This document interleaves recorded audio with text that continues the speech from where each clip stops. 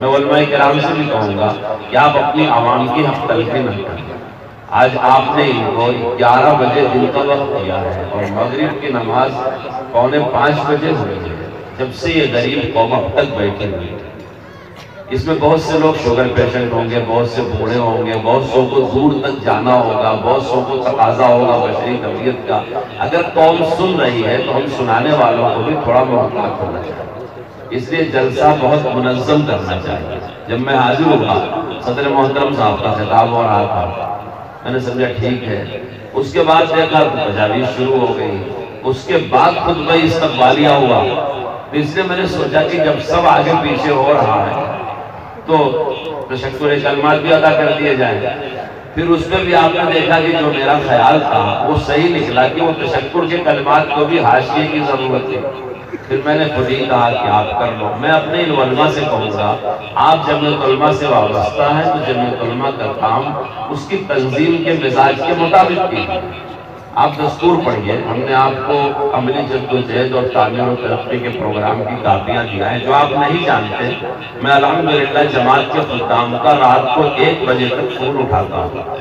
آج مولانا نسیم صاحب نے مجھے یہاں جتنی دیر بیٹھایا، میرا نمبر دیکھے کتنے سارے جماعت کے احباب کے فون آئے ہوئے ہیں۔ میں آپ کی اسٹیج کے احترام میں کسی سے بات نہیں کر سکتا، اب ان بیچاروں کو صبح معذرت کہوں گا۔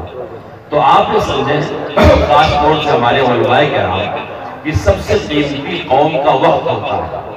آپ یہ کوشش کریں کہ تھوڑے سے وقت میں اپنے قوم کو زیادہ باتیں بتائیں۔ جمعہ کے دن بھی اپنی مسجدوں میں آپ مخاطب کریں تو وقت کی پابندی کریں، پہلے سے تیاری کریں، 10 منٹ میں، 15 منٹ میں۔ قاری امیر حسن صاحب رحمۃ اللہ علیہ اسی بہار کے تھے، سیوان کے ضلع کے تھے، اور اپنے زمانے کے بہت بڑے پیر و مرشد ہوئے۔ مجھے یاد پڑتا ہے اس وقت آپ کے اس ریاست کے پتہ نہیں اب پریسپل سیکریٹری صاحب رہ گئے یا نہیں رہ گئے، ان کا پورا خاندان قاری صاحب سے بیعت ہے، اور دنیا میں قاری امیر حسن صاحب کے ہزاروں مریدین تھے۔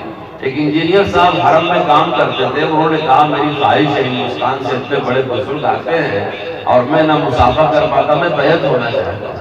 قاری صاحب مجھ سے بہت شفقت فرماتے تھے، تو میں نے سفارش کیا قاری صاحب مجھے، اور خیمے کے پیچھے جا کے ان کو بیعت کر دیا، جیسے اس انجینئر کی عید ہو گئی ہو کہ آج قاری صاحب نے بیعت کیا۔ لیکن آپ میں سے جنہوں نے قاری صاحب کو دیکھا ہوگا، ان کا آواز 3 منٹ کا ہوتا ہے، 5 منٹ کا ہوتا ہے۔ ایک حدیث پڑھ دیا، الدین یسر، 65 سال ہردوئی کے مدرسے میں نورانی قاعدہ پڑھانے پر گزار دیا۔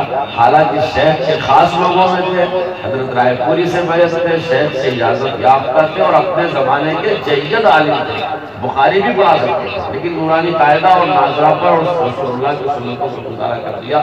میں اپنے دوست احباب سارے علماء سے ان عوام کی طرف سے بڑے احترام سے اپیل کرتا ہوں کہ آپ ان کی صلاحیتوں کا، ان کے وقت کا، ان کے جذبات کا استحصال نہ کریں، صحیح اس کا استعمال کریں اور اپنے جلسے منظم کیا کریں۔ ایسا نہ ہو کہ شروع ہو گیا تو ختم ہوتے ہوتے کچھ صبح ہو رہی ہے۔ میں شروع سے ذہن بنا کر کے آیا تھا کہ مجھے کچھ واز نہیں کہنا ہے، صرف چونکہ جلسہ ہمارا ہے، جو باتیں کہنے کی ہوگی وہ اپنے دوستوں سے میں کہوں گا۔